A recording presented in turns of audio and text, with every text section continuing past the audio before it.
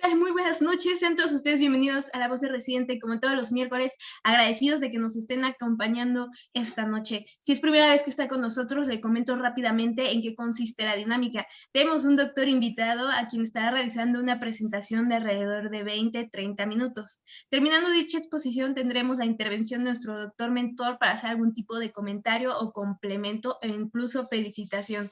Después de esto les recordamos que estamos en vivo de dos maneras diferentes. Una de ellas es por Facebook, por la página de Yo Soy Médico 17. Si es caso de que usted nos esté viendo de esta manera y guste preguntar, comentar o felicitar, por favor manden sus felicitaciones, que a mí me encanta que chiven a los doctores. Pueden hacerlo en la parte de comentarios. O si solamente gustan poner un like o un me encanta, también son súper bienvenidos. Por si lo contrario nos está viendo por Zoom y gusta comentar, preguntar o felicitar, hay que hacerlo en la parte del chat para que el doctor pueda leer sus comentarios y contestar sus preguntas.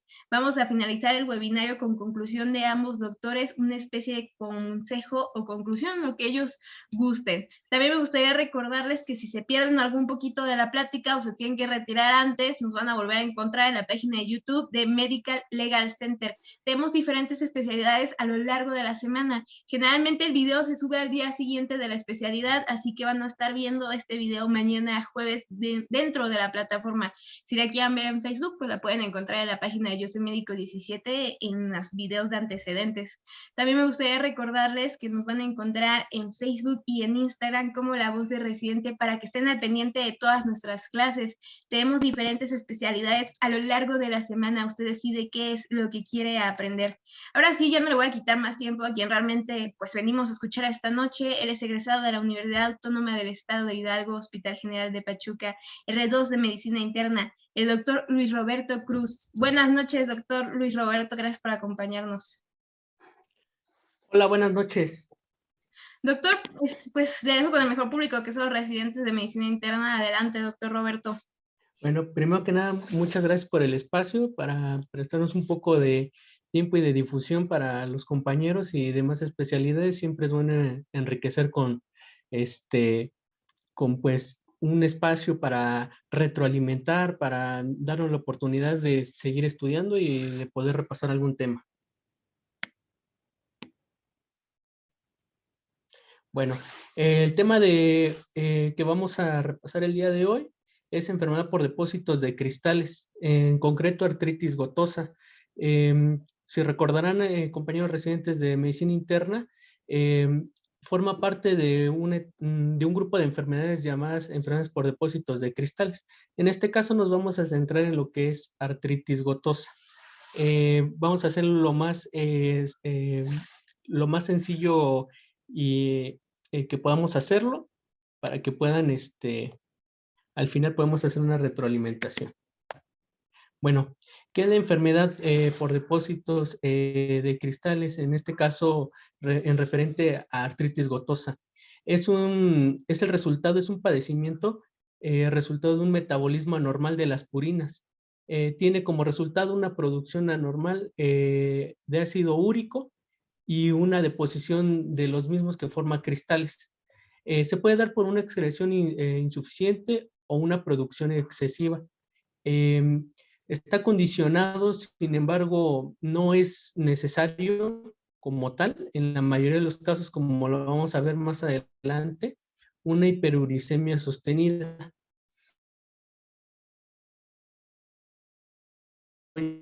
Toda la patología, las manifestaciones clínicas en el paciente es el urato monosódico. Epidemiología, bueno, la artritis es una artritis inflamatoria.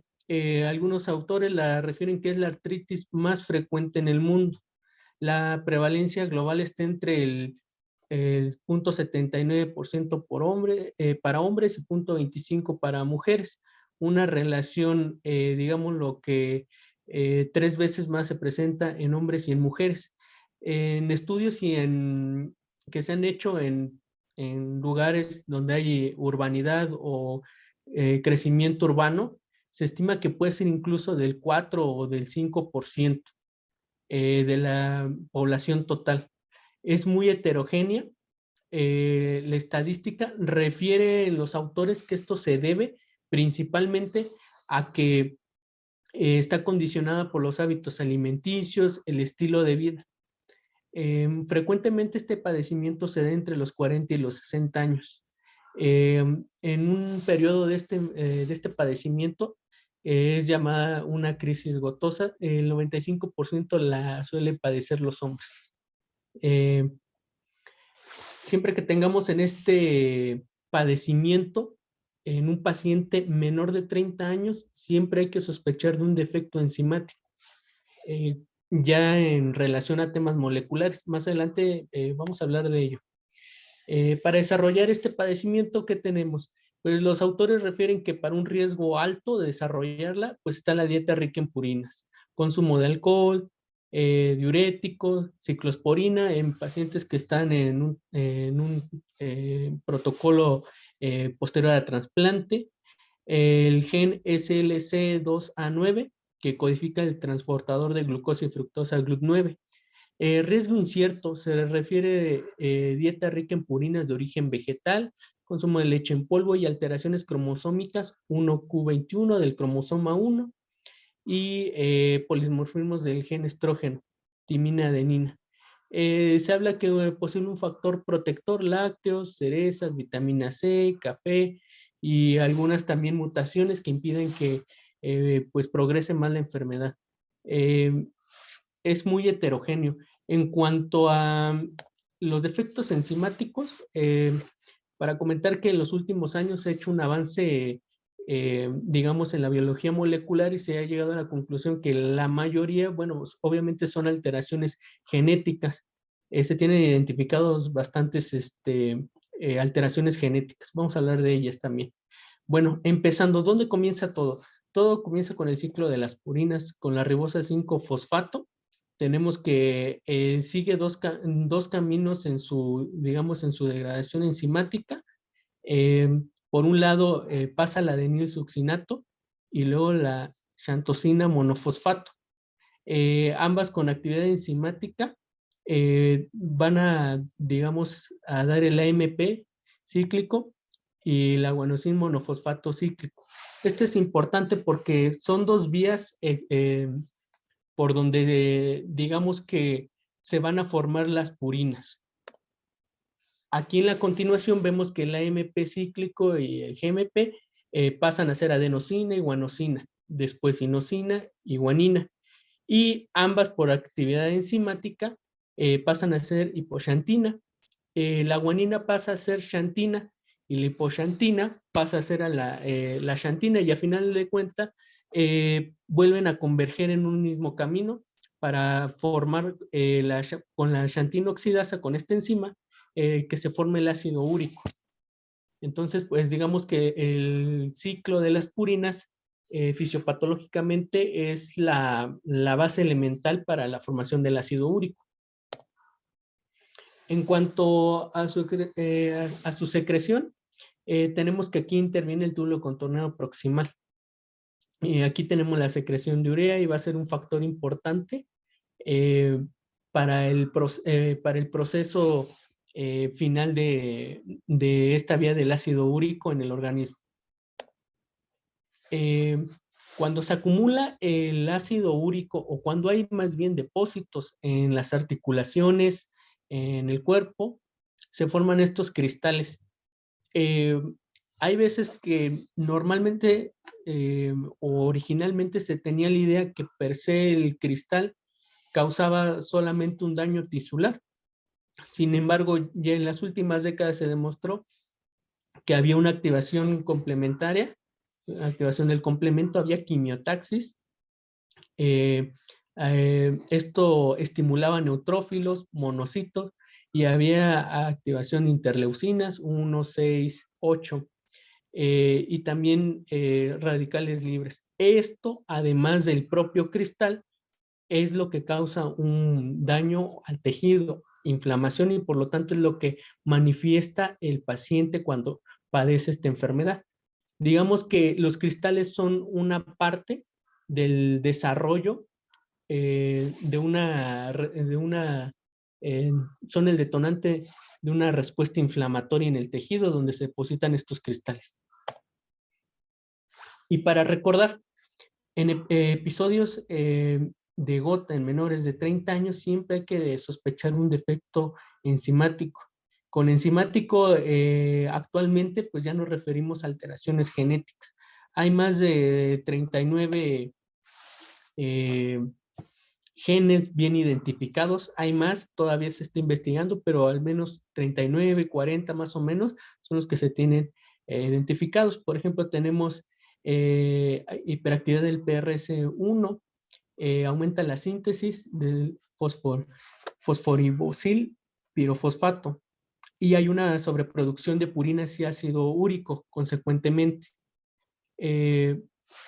También tenemos deficiencia parcial de hipoxantina guanina fosforibosil transferasa. Este es un defecto igual genético y cuando se llega a presentar tenemos una forma parcial y del síndrome de Kelley-Miller y completa síndrome de Lesch-Nyhan. Estos padecimientos se llegan a ver más frecuentemente pues en la edad joven. Bueno, en cuanto al desarrollo, pues la vamos a clasificar como primaria o secundaria. La gota primaria es un déficit de excreción en el 90% de los casos y dentro de esta de la primaria el exceso de producción puede ser, de ácido úrico puede ser hasta el 10% y los defectos enzimáticos que se cree que pueden tener una implicación variable, sin embargo, debido a que pues no se ha avanzado o más bien no se hace de rutina estudios moleculares, pues todavía no se tiene establecido cuál es el porcentaje. En gota secundaria tenemos aumento de recambio de ácidos nucleicos, por ejemplo, en algunas leucemias, nefropatía crónica, fármacos, tiacidas, diuréticos y, por ejemplo, algunos procesos más cotidianos como la deshidratación. Valores de referencia. Normalmente, la bibliografía nos marca que tenemos unos valores para ácido úrico. Hiperuricemia en mujeres más de 6 miligramos por decilitro, en hombres más de 7 miligramos por decilitro y en niños más de 5.5 miligramos sobre decilitro. Cabe recalcar algo muy importante, es que solamente el 34% de los pacientes con uricemia desarrollarán gota. Esto es importante porque pues menos de la mitad de los pacientes en realidad van a desarrollar este padecimiento. Esto no quiere decir que la hiperuricemia sea un proceso en general benigno. Hay otros factores de riesgo en otros padecimientos, riesgo cardiovascular, riesgo de desarrollar algún daño renal a largo plazo, por eso hay que tenerlo en cuenta. Sin embargo, pues es un dato interesante. ¿Qué es lo que favorece la artritis gotosa? Primero, es un estado de hiperuricemia sostenida. Arriba de 6.8 miligramos sobre decilitro, varios autores reportan que es cuando se empieza a depositar los cristales en los tejidos del cuerpo. Los estudios originales reportan que 37 grados se precipitan y depositan los cristales. Esto explica en parte por qué se desarrolla principalmente en extremidades distales. En zonas corporales con una temperatura más baja, por ejemplo, el primer ortejo del pie, hay un depósito de ácido úrico, que ahí pues se debe en torno a los 6.4 miligramos sobre decilitro. ¿Cómo vamos a, digamos que clasificarla o cómo vamos a considerar que un paciente tiene gota? Tenemos varios criterios. Tenemos los de EULAR 2015, tenemos la revisión que se hizo originalmente clínica, Roma, Nueva York, incluso México tiene. Sin embargo, la que más, una de las que tiene mejor rendimiento diagnóstico es la EULAR 2015. Tiene una buena sensibilidad y especificidad, punto 92, punto 89, y si se dan cuenta también mencionan a una clasificación que se desarrolló en México entre el 2010 y en el 2012. Pero digamos que a nivel mundial la más aceptada es la EULAR 2015. ¿Cómo se va a realizar el diagnóstico? Primero necesitamos más de 8 puntos. Tenemos 3 pasos. necesitamos un criterio de entrada, primero, al menos un episodio de hinchazón, dolor o sensibilidad en una articulación periférica. Después necesitamos un criterio suficiente. Si se cumple, se puede clasificar como gota sin necesidad de pasar al paso 3, que es la presencia de cristales en la articulación, en una bursa sintomática o en un TOF. Si ya tenemos digamos, esa evidencia, pues ya podemos definir que se trata de un paciente que padece de gota.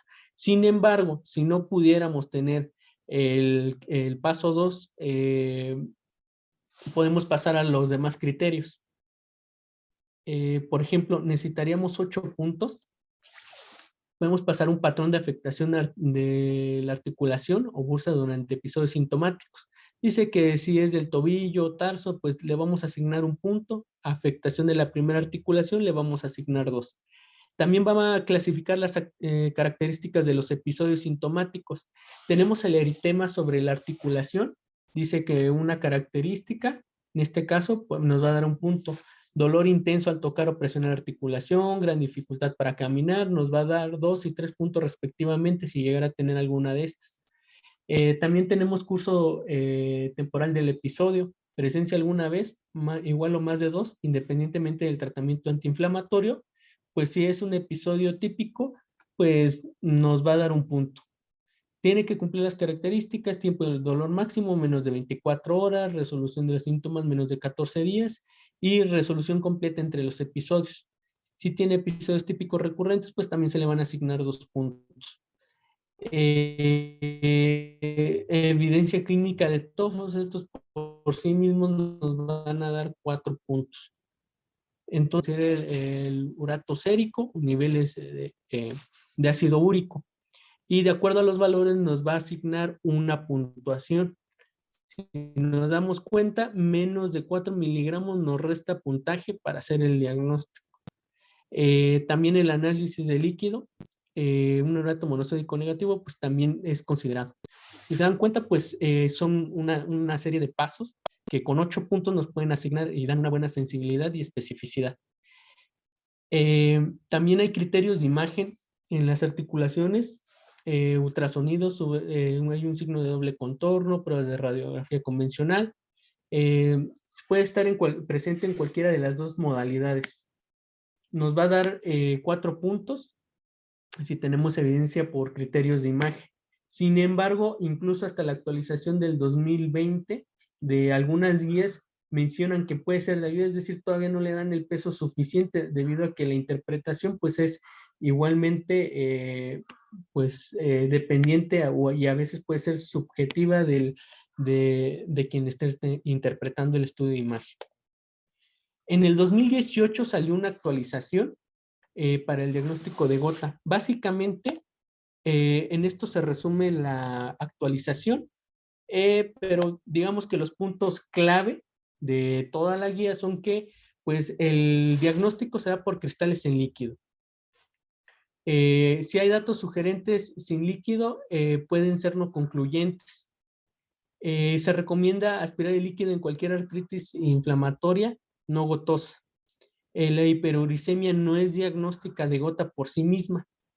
Dice que sin cristales o diagnóstico clínico se recomienda hacer estudios de imagen. Las radiografías son poco limitadas para el diagnóstico y el ultrasonido dice que puede ser más útil. Hay que buscar factores de riesgo en pacientes con gota y siempre tener en cuenta las comorbilidades. Lo relevante de esta actualización del 2018 es de que fue un consenso de expertos. No agregó algún criterio, algún estudio con un impacto significativo para el diagnóstico, por lo que en una actualización en una de la Sociedad Española de Reumatología en el 2020 toma los criterios del 2015, a pesar de que ya salió la guía del 2018, que más que nada son recomendaciones de expertos.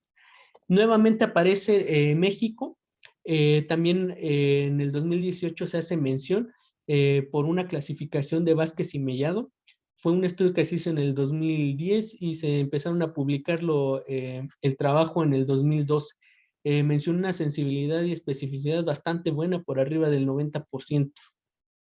En esta clasificación nos dice que criterios más de un evento de artritis, monoligoartritis, rápida progresión del dolor e hinchazón, podagra, eritema, tarsitis, probable tofo, hiperuricemia. Con 4 de estos puntos nos dicen que podemos diagnosticar gota con una sensibilidad y especificidad bastante aceptable, 97 y 95% respectivamente. Entonces, para tener en cuenta. En cuanto a la presentación clínica, pues vamos a tener podagra, vamos a tener una inflamación del primer ortejo. Siempre hay que tener en cuenta los diferenciales, celulitis, artritis séptica, tenosinovitis, gota por cristales de pirofosfato y algún proceso traumático. El estándar diagnóstico va a ser la observación directa de los cristales por microscopía de líquido sinovial. Aquí vamos a apreciar los cristales. Sin embargo, pues si bien es el estudio, el estándar de oro, no en todos los lugares se puede realizar, debido a que por diversos factores a veces no está al alcance de todas las instituciones, de todos los recursos médicos. Macroscópicamente tiene unas características de amarillo palescente o blanco, de cierta forma verdoso. A la microscopía, a la visión, dice que tiene una forma acicular, tiene una refringencia intensa, muy brillantes con el polarizador, y elongación negativa. Nos refiere que es coloración amarilla en paralela al eje del compensador, es decir, del instrumento que hace la refracción de la luz, y azul en perpendicular, como se muestra en el lado derecho. ¿Qué características tiene el líquido, en este caso, a estudiar? Vamos a tener características de normal, no inflamatorio, purulento, hemorrágico. Los leucocitos, el número de células, van a ser un punto de partida importante. Nos refiere la bibliografía que menos de 2000 células se puede considerar y se puede encontrar muy comúnmente en un ataque agudo de gota, agudo de gota, y más del 2000, menos de 2000 se puede ver en un ataque agudo en un paciente con enfermedad crónica, es decir, que esté en un periodo que no es agudo, y más de 2000 hasta 100,000 puede ser en pacientes que tienen un ataque agudo de gota, como se muestra aquí, crónico, ataque agudo. Siempre haciendo diferencia en que ya arriba de 50,000 células en un ataque agudo hay que considerarlo que, hasta no demostrar lo contrario, es un líquido de características purulentas. Esto es importante porque, pues, si se va a tratar o se va a dar un tratamiento inmunosupresor o algún tratamiento de este tipo, pues hay que tener en cuenta esto. ¿Vale? ¿Cómo se va a desarrollar normalmente? Tenemos una hiperuricemia asintomática, tenemos un ataque de gota aguda, una gota intercrítica y una gota tofácea. La hiperuricemia asintomática, ácido úrico sérico mayor de 6.8. Algunos autores también lo mencionan arriba del punto de corte para edad y sexo. Sin embargo, algunas bibliografías, algunas guías mencionan que no es práctico los puntos de corte por edad y sexo, no tiene alguna implicación estadística relevante más allá que el punto que ya mencionaron algunos otros autores, que es el 6.8, en general para hombres y mujeres. En este periodo no tenemos signos o síntomas. En el ataque agudo tenemos dolor articular, frecuentemente podagra, puede ser en otras articulaciones, pero normalmente se presenta en esta articulación. Puede afectar también rodillas y codos. En el ataque agudo nos dicen las guías que hay que evaluar específicamente, hay que clasificarlo, tratar de clasificarlo. Hay que enumerar el número de ataques que nos refiere el paciente, si es que ya ha tenido previos antes de su valoración médica, el número de tofos, el nivel de ácido úrico y escala de evaluación del dolor en general. Esto es importante porque si se le va a dar el seguimiento a un paciente, pues a veces suele, el dolor o las características suelen ser subjetivas. Entonces es importante tener un registro para poder llevar un seguimiento si tiene alguna complicación o está aumentando los periodos entre las crisis. Periodo intercrisis, remisión después de un ataque agudo de gota. Puede haber reincidencia a un proceso agudo si es que no se tiene el tratamiento adecuado.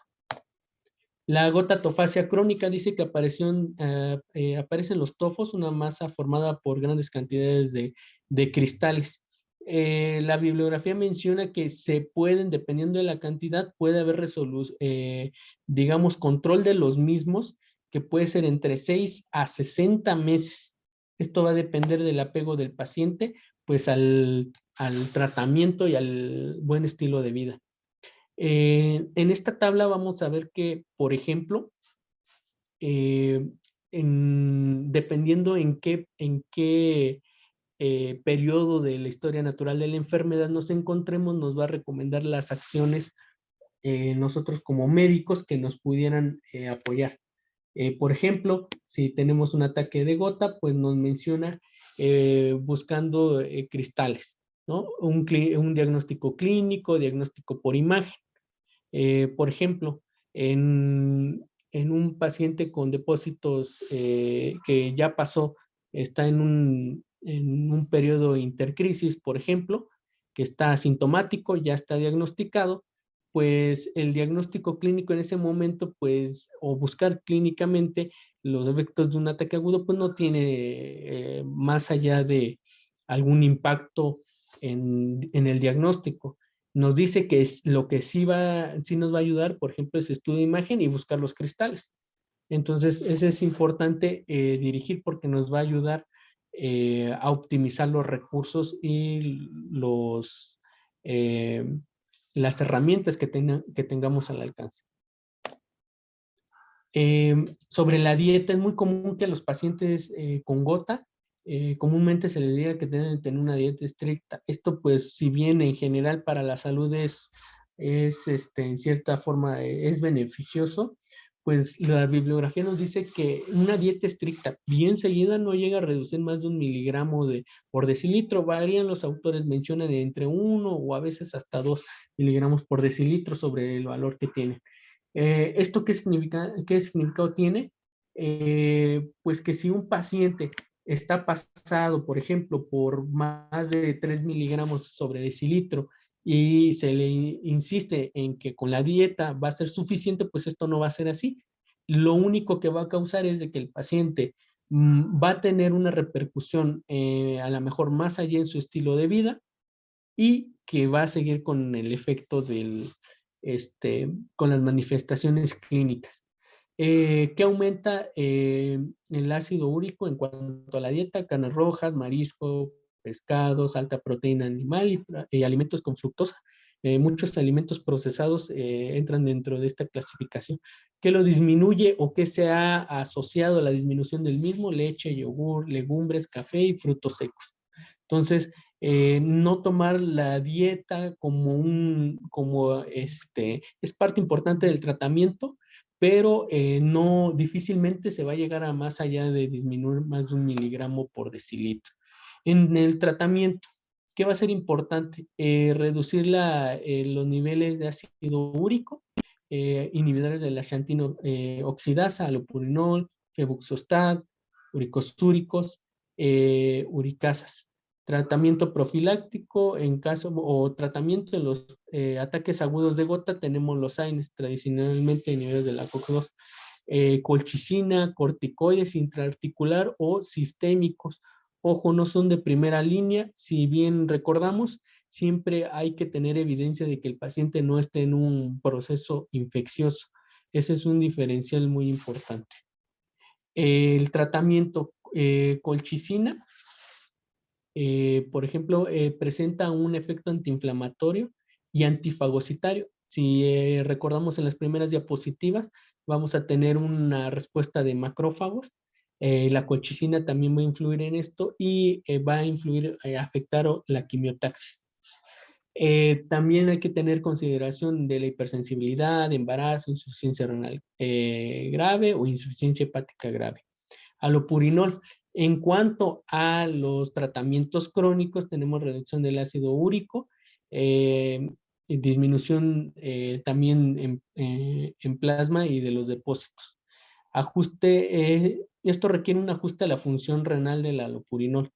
Una pregunta muy frecuente es, ¿el alopurinol se indica en los ataques agudos de gota?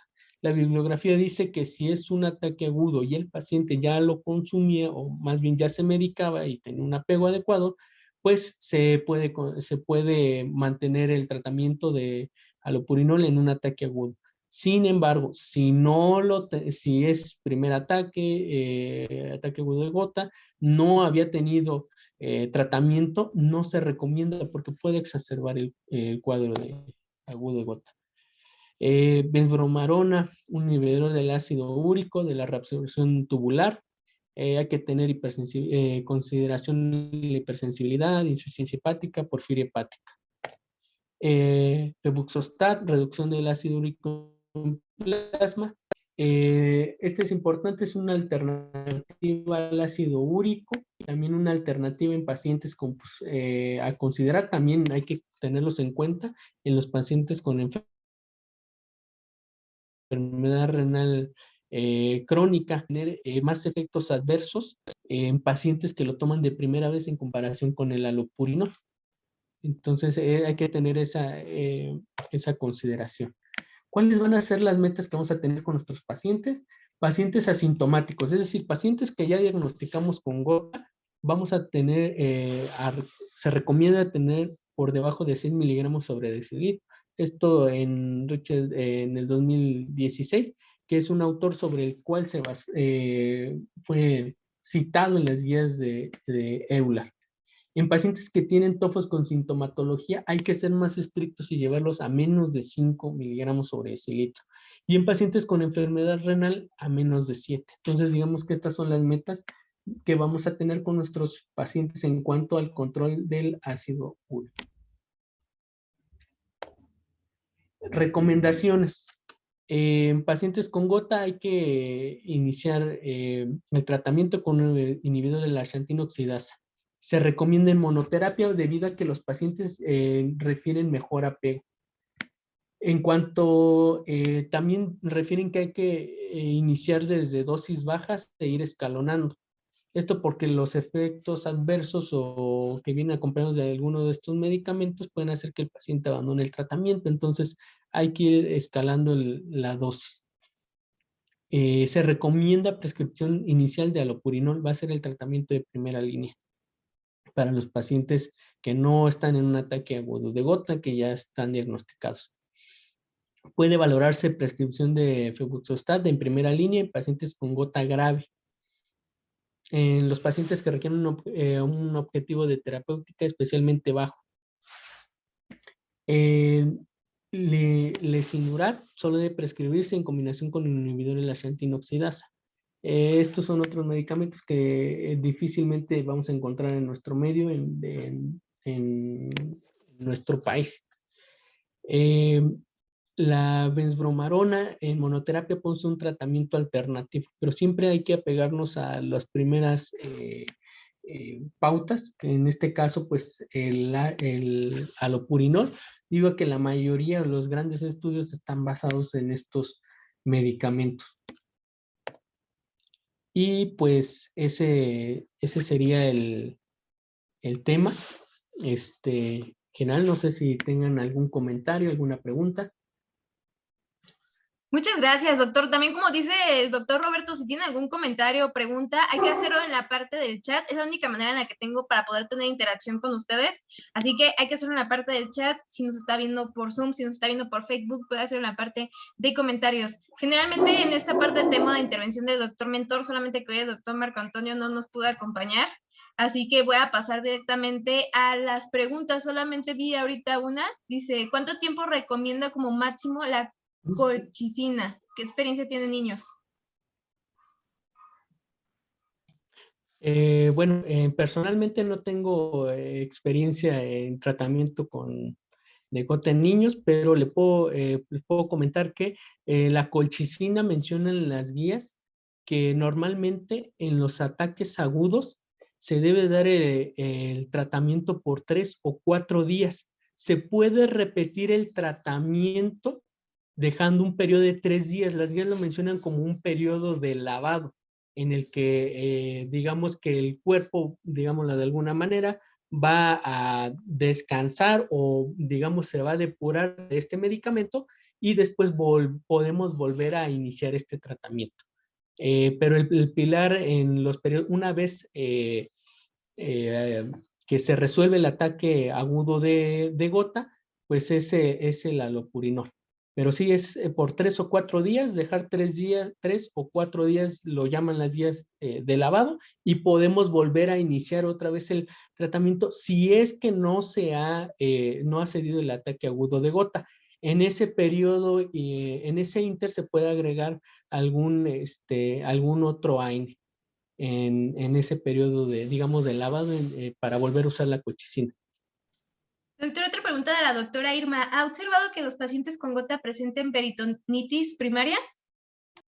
En los pacientes que normalmente no hemos observado, al menos en nuestro universo de estudio de los pacientes que tenemos, los pacientes con gota no hemos observado que tengan peritonitis primaria, aunque sí está reportado en la bibliografía. Nosotros no hemos apreciado digamos, ese efecto común o esa complicación de forma común en nuestros pacientes. Pero sí pues, está reportado en alguna bibliografía, pero no es tan frecuente, al menos de la forma en que en la experiencia que nosotros tenemos, y en la bibliografía sí está mencionado, pero no es de las complicaciones más frecuentes. Muy bien, muchas gracias, doctor Roberto. Entonces pasaría a que me regalara una conclusión, consejo para sus compañeros de residencia. Bueno, en relación al tema, pues la recomendación siempre es la evaluación clínica. Este padecimiento es de evaluación clínica, no darlo por algún diagnóstico secundario. Muchos pacientes llegan al servicio de medicina interna por una afectación principal, algún otro proceso, y pues llegan a tener este padecimiento. Y sin embargo, a veces se queda un poquito relegado, pero los pacientes que viven con gota disminuye su calidad de vida importante. Entonces, es algo que hay que tener en cuenta en la forma, en el estilo de vivir de los pacientes. En cuanto a general pues de la residencia, pues seguramente muchos compañeros que apenas van entrando en la residencia, llevan apenas unas semanas, y seguramente alguno está en un periodo de adaptación. Pues solamente, al menos como residente de segundo año, les puedo decir eh, que todo, al final todo mejora, al final todo tiene su recompensa y al final todo es para bien. Y que pues no se rinda. Muchas gracias, doctor. Le paso a leer una pregunta rápido de Olivia Gómez. En pacientes crónicos con afección importante en la función renal, ¿qué tan conveniente o común es el trasplante de riñón? En pacientes crónicos con afección, ¿qué tan conveniente o común es el trasplante de riñón? Pues creo que es una pregunta un poco general. No, pues mentiría si dijera que es mi área y tengo experiencia en trasplantes de riñones en menores de edad, pero la recomendación en general siempre debe ser evaluada multidisciplinariamente. Es una decisión que se va a tomar siempre con el médico pediatra que lo está tratando, el nefrólogo y más especialistas. No hay una respuesta clara, todo va a depender de la afectación, de las expectativas y de otras condiciones que tenga el paciente. Pues muchas gracias, doctor Roberto, por su tiempo, por su presentación y por sus consejos tan agradables también, porque les recuerdo que esto es tiempo que se está dedicando el doctor, esto se hace de manera altruista para enseñarnos y comentarnos sobre sus experiencias, así que muchas gracias, doctor. Paso rápidamente a leer comentarios de felicitaciones. Juan Manuel Gómez, muchas gracias, Robert, felicidades, muy bien, muy buena clase. Baloy Zavala, hola, buenas noches, importante ponencia, ya que se tienen pacientes en la práctica diaria. Gracias al doctor Roberto por el recordatorio. Gracias. Gustavo Herrera manda, felicidades, doctor Medina, por su exposición completa y clara. Sirina, muchas gracias al doctor, excelente ponencia, felicitaciones. Javier, muy buena presentación por parte del doctor Luis Roberto Cruz, felicidades, saludos desde Puebla, Puebla. Olivia Gómez, muchas gracias. Jessica, muchas gracias. José Pedro, muchas gracias. Norma Morán pregunta, ¿y qué tan frecuente invalidan? No, perdón, doctor, es que ya vi la primera pregunta, nomás vi la segunda. Dice, buenas noches, las erosiones en sacobocados de bordes esclerosos son agujeritos. ¿Y qué tan frecuente invalidan? No estoy segura si es una pregunta médica. No sé si pudiera de nuevo formular la pregunta y ponerla toda junta para entenderlo un poquito mejor. Sí, dice, hola, buenas noches. Las erosiones en sacobocados de bordes esclerosos son agujeritos. ¿Y qué tan frecuente invalidan? Son sus únicos comentarios, doctor, no tiene otra pregunta. Entonces, si es una pregunta que no está... Quiero pensar que se refiere a que en qué tiempo resuelven o similar. Pues la bibliografía refiere que con apego al tratamiento, las lesiones por tofos pueden tener una resolución, dependiendo del tamaño y la cantidad, de 6 meses hasta 60 meses. O sea, es un periodo de tiempo bastante amplio, puede ser desde medio año hasta prácticamente pues 5 años, 5 o 6 años. Entonces, esas lesiones pueden remitir. Sin embargo, pues hay que tener apego al tratamiento. Por sí solas o con alguna otra terapia va a ser difícil que remitan las lesiones. Ya complementó y puso, son lesiones clásicas de gota, radiológicas. Me refiero a las erosiones óseas en sacobocados. Normalmente las lesiones óseas en las radiografías se llegan a ver como agregados. No es tanto como erosiones propiamente por decirlo de alguna manera, en el hueso o lesiones óseas, porque son depósitos de cristales. Entonces, es más frecuente que se lleguen a ver como agregados en imágenes radiográficas. Si tiene imágenes como en sacoabocados en una radiografía, hay que pensar primero en otros diagnósticos diferenciales. Si es que la aproximación diagnóstica es por el estudio de imagen. Hay que irnos primero por la clínica, debido a que, como lo comentaba, hasta el 2018 nos mencionan, y es la opinión de expertos, puede ser de ayuda para el diagnóstico de gota. Sin embargo, todavía no se le da el peso suficiente, porque todavía no se ha sistematizado una forma para diagnosticar plenamente por estudios de imagen. Hasta ahora, estándar de oro pues sigue siendo el estudio de líquido y la clínica. Muy bien, doctor, entonces muchas gracias. Son todos los comentarios. Jessica Pauto manda felicitaciones y gracias, y José Pedro Fabián también. Entonces, me gustaría recordarles que si se perdieron un poquito de la plática del doctor Roberto y quieren volver a revivirla, la van a encontrar en YouTube, en la página de Medical Legal Center, al día siguiente de la plática. Si la quiere ver por Facebook, la encuentra en la página de Yo Soy Médico 17. Ahora me gustaría dirigirme a usted, jefe o jefa de residentes. Si requiere alguna plática para adiestramiento o capacitación en temas médicos legales, comuníquese con con nosotros al correo electrónico atención.mlc@gmail.com y estar recibiendo nuestras pláticas de manera gratuita en esta temporada de pandemia. Muchas gracias, doctor, por acompañarnos y le agradecemos mucho de sus conocimientos y de sus ganas de enseñar. Que pase muy bonita noche, doctor Roberto. Muchísimas gracias y gracias a la gente que se tomó y los compañeros médicos que se tomaron el tiempo para ver esta ponencia y regalarme un poquito de su tiempo. Muchísimas gracias a ustedes por regalarme un ratito de su tarde. Pero tengan Muchas una gracias, buena doctor. tarde. Igualmente. Hasta luego, gracias.